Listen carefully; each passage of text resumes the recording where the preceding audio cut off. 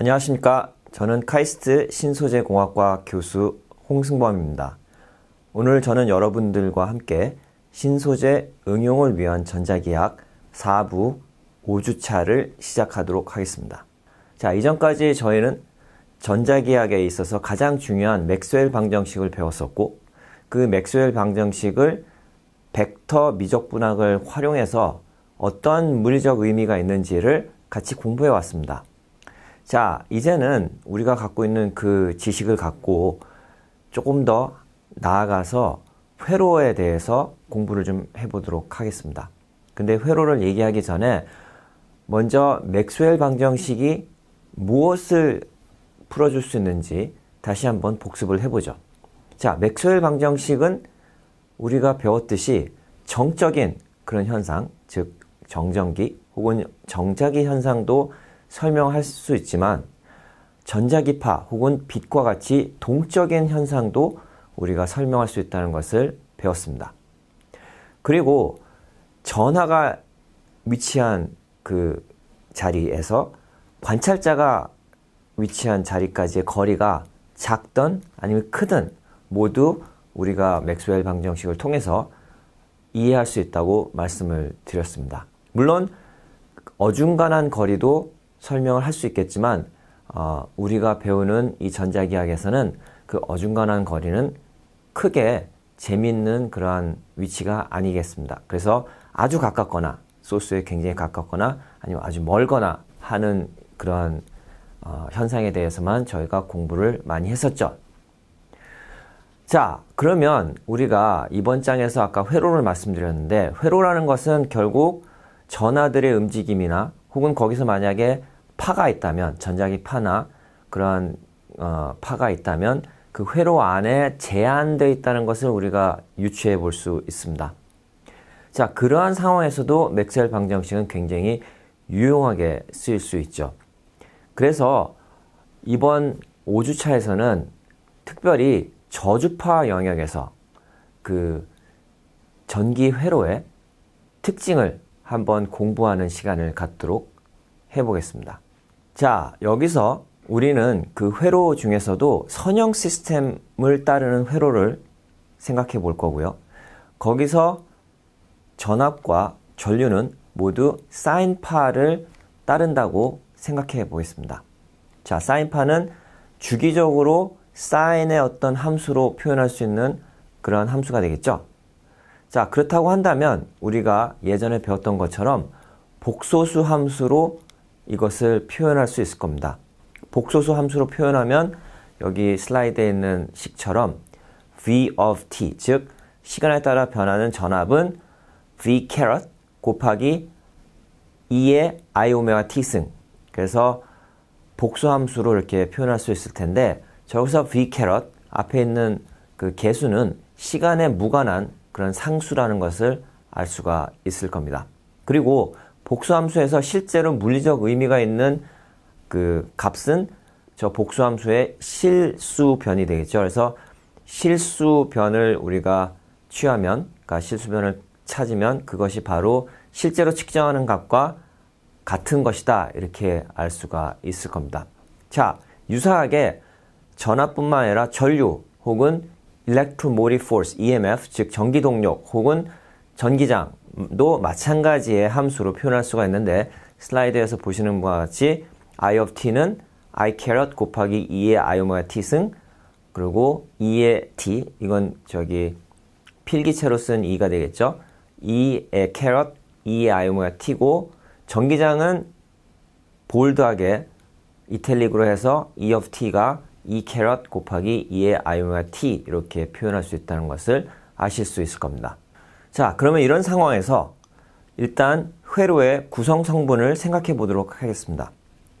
회로의 구성 성분이 여러 가지가 있는데, 그 중에서 먼저 이상적인 인덕턴스에 대해서 생각해 보도록 하겠습니다. 자, 인덕턴스라는 것은 그림에서 보는 것 같이 코일 형태로 전선을 뽑으면, 그래서 그 코일을 따라서 우리가 전류를 흐르면 거기 자기장이 생기겠죠. 그렇죠. 그 자기장을 발생시키고 그 자기장으로 인해서 실질적으로 전류의 흐름을 방해하거나 촉진시키는 그러한 회로 성분을 인덕턴스라고 합니다. 자, 그림에서 지금 터미널에 두 개 있습니다. A가 있고 B가 있는데 A에서 전류가 흐르기 시작해서 코일을 따라서 흐른 다음에 B로 나가는 그런 형상을 여러분들은 보시고 계십니다. 자, 여기서 우리가 한 가지 가정을 할 텐데요. 여기서 가정은 저 코일에서 생기는 그 자기장이 그 파란 박스 안에서만 자기장을 만들고 그 바깥에는 굉장히 무시할 정도로 자기장이 작다라고 우리는 가정을 하겠습니다. 자, 이런 걸 어떻게 만족시킬 수 있을까요? 한 세 가지 정도로 우리가 생각할 수 있는데, 만약에 코일을 꼬는데 도넛 형태로 꼬은다. 그러면 그 안에 다 자기장이 갇히겠죠. 혹은 우리가 저 솔레노이드처럼 생긴 코일 안에다가 코어를, 그 아이언 코어, 즉 철심을 갖다가 넣어도 실제로 자기장이 그 안에 갇히게 되는 그런 효과를 봅니다. 혹은 차폐막을 박스를 만들어서 그 안에다 코일을 넣어도 그렇게 되겠죠. 자기 차폐막은 뮤값이 크거나 아니면 초전도체와 같은 신물질 혹은 신소재를 쓰면 그렇게 됩니다. 그래서 그와 같은 조건으로 우리가 이 아이디얼 인덕턴스를 이해하도록 하겠습니다. 또 하나 우리가 가정할 것은 여기서 전선에 플러스 차지와 마이너스 차지의 값은 같기 때문에, 양이 같기 때문에 전기적 효과는 거의 없다. 즉 전기장이 생기는 경우는 없다라고 보고 우리 생각을 전개해 나가도록 하겠습니다.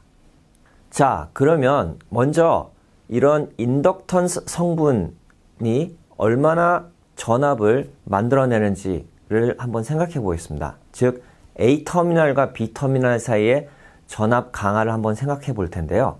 여기서 간단한 회로를 만들어 보겠습니다. 어떻게 만들 거냐면 A에서 시작해서 쭉 코일을 따라서 가다가 B로 나간 다음에 A와 B 사이에는 공기로 돼 있으니까 다시 B와 A로 갈 때는 공기를 통해서 가는 그런 회로를 생각을 해 보겠습니다. 그러한 회로를 생각해 보면 우리가 전기장을 이 경로에 따라서 선적분을 해볼 수 있겠죠. 이 전기장을 경로에 따라서 선적분하는 것은 우리가 전에도 배웠지만 전기장의 컬과 깊은 관계를 갖고 있습니다. 이 정전기학에서는 어떻게 배웠죠? 예, 그런 컬은 0이기 때문에 폐회로를 통해서 우리가 전기장을 선적분하면 그 값은 0이라는 것을 예전에 배웠었습니다. 자, 이런 것을 다시 한번 상기하면서 저 식을 한번 보겠습니다. 자, A에서 B로 가는 그 빨간 선, 그리고 B에서 A로 다시 가는 노란 경로, 이것의 합을 우리가 저와 같은 식으로 표현할 수 있습니다. 그래서 적분하기를 A에서 B로 가는데 그 A에서 B로 갈 때는 코일을 통과해만 가서 가고 B에서 A로 갈 때는 바깥 부분에 공기를 통해서 가는 그런 선적분을 생각할 수 있겠죠. 자, 저 식에서 우리가 이제 빨간 박스에 있는 것부터, 즉 코일을 따라서 우리가 선적분하는 걸 생각해 보면 완전한 전도체인 경우에는 우리가 전기장을 경로에 따라서 적분한 것이 0이 될 수밖에 없기 때문에 실제로 저 선적분에서 노란 부분만 남는다는 것을 알 수가 있습니다. 따라서 인덕턴스로 인해서 생기는 전압 강화는 결국 바깥쪽 터미널 B에서 A로 가는 그 경로의 전압 강화에 영향을 준다. 이렇게 이해할 수가 있는 거죠. 자, 이런 상황에서 우리가 코일 바깥쪽, 즉 파란 박스 바깥에는 자기장이 없다고 우리가 가정했기 때문에 자기장의 변화도 없을 겁니다. 그렇다고 한다면 B와 A로 연결되는 선적분에는 자기장의 변화 혹은 자기장의 존재가 영향을 안 줘서 정전기학에서 배웠던 그런 식을 그대로 적용할 수가 있습니다.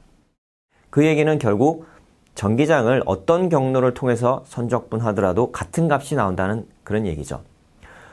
또한 전압의 정의를 우리가 다시 한번 생각해 보면 전기장에 반해서 우리가 해주는 일입니다. 그래서 B에서 A까지 전기장을 경로에 따라서 적분한 거에 마이너스를 우리가 붙이면 그것이 바로 A와 B 단자 사이의 전압이 되겠죠.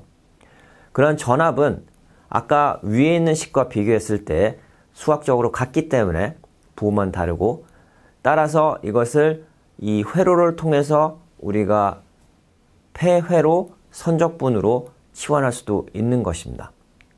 그렇게 치환해 놓고 보면 이 전압이라는 것은 결국 electromotive force, 즉 EMF와 같고, 따라서 이 EMF가 자속의 변화, 즉 코일 안에서 일어나는 자속의 변화에 비례하는 양이기 때문에 그 식을 그대로 여기다 갖다 놔서 이 전압은, 즉 전압 강하는 파란 박스 안에 있는 코일 내의 자속의 변화의 함수로 우리가 표현할 수 있다는 것을 알 수 있게 됩니다.